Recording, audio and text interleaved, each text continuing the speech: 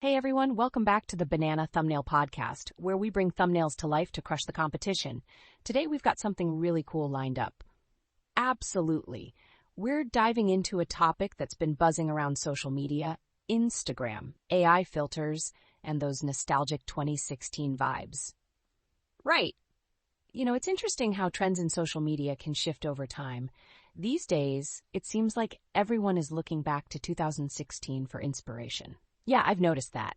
It's like we're moving away from those super polished high-res images and leaning back into that gritty, nostalgic aesthetic. What's behind that? Great question. In fact, research from Daily Sabah noted a whopping 214% surge in shares of 2016-style nostalgia content. It's crazy, but here's the catch. Just slapping an old filter on a new photo doesn't cut it anymore. Oh wow, so you can't just apply a filter and expect it to work? Exactly. The camera sensors on our phones are so advanced now that the old filters don't really mesh well with the quality we're used to.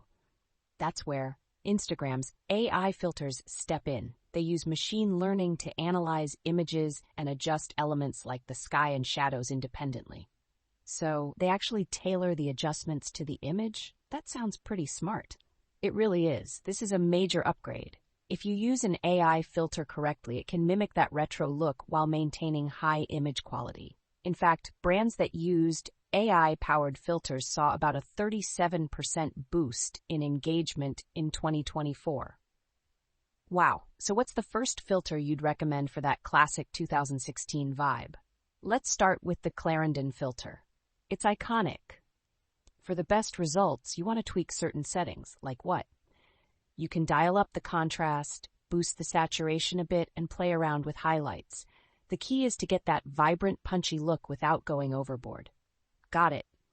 And what about the Juno vibe? I remember that one being super popular too. Right, Juno's got that warm, inviting tone. You want to configure your settings to bring out those warmer colors without losing detail.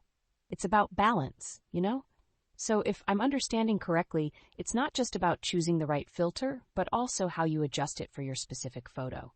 Exactly, that's the beauty of modern AI tools.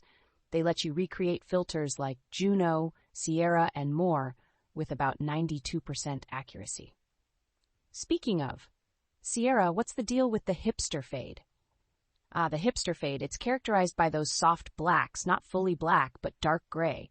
With AI, you can target just the shadows for that fade effect, keeping your highlights nice and crisp. That's really cool. What settings should I use for that? For the Sierra HB2 effect, I'd recommend an AI fade of around +30, add some grain for that 2016 texture, maybe +15, and a subtle vignette for that darkened corner look. Sounds like a fun way to add character, but is it true that using standard Instagram filters just doesn't cut it anymore? Yeah, that's right. The algorithm has evolved. If you just apply a basic filter, the algorithm can tell and your engagement might tank. High-effort edits, especially those powered by AI, get more love from the algorithm. So it's all about putting in that extra effort, huh? Definitely. But there's a catch. Instagram updated its algorithm to penalize for AI overuse. You can drop your reach by 41% if they flag your content as too synthetic. Yikes! How do you avoid that? Keep the intensity of your AI filters between 30% and 60%. You want the nostalgia without the artificial look. That makes sense. So adding a bit of imperfection can actually help? Exactly. Adding noise or grain creates a more human touch, which keeps the algorithm happy. I've seen a lot of creators give up on editing because it can feel complicated. Is that common? It is, unfortunately. A study indicated that beginners are 29% more likely to give up on filter editing now. But if you take it slow and make subtle adjustments, you can really enhance your photos without feeling overwhelmed. That's encouraging. So what's the big takeaway for our listeners today? Trends are cyclical. We're moving back to those curated high-contrast visuals, but you can't rely on old tools. Use modern technology, like AI, to recreate that vintage aesthetic effectively. Absolutely. Thanks for breaking it down, Alex. This was super insightful. My pleasure. So, everyone, give these settings a try and see what works for your style. That's a wrap for this episode of the Banana Thumbnail Podcast. Thanks for listening, and we'll catch you in the next one.